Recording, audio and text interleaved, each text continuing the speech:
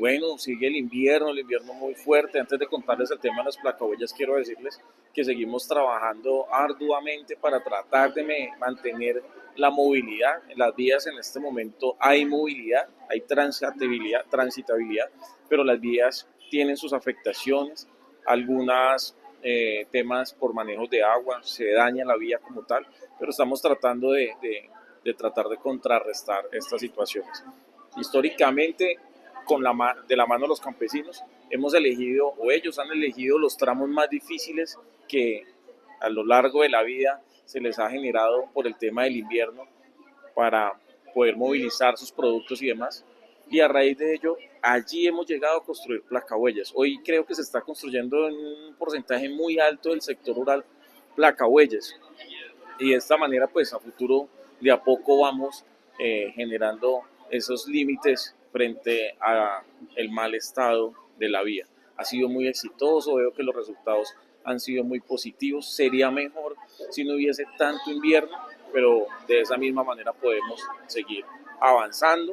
Hemos podido avanzar muy oportunamente en el sector de Chucuní. Ya vamos a inaugurar esta obra, cerca de 1 kilómetro de placahuella pavimentado, algo que la comunidad lo necesitaba.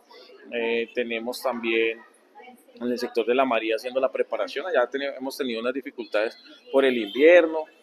Vamos a reorganizar un poco mejor allí el sector y la comunidad, que ha estado también muy presta y atenta, pero le han presentado algunas dificultades para avanzar rápidamente también en la pavimentación de este sector. Junto con la alcaldesa estuvimos hace poco en el Tambo, inauguramos Tambo, inauguramos Potrero Grande, vamos a inaugurar próximamente Martinicas. El 8 de noviembre vamos a inaugurar la pavimentación de todo el centro poblado de San Juan, de China Alta.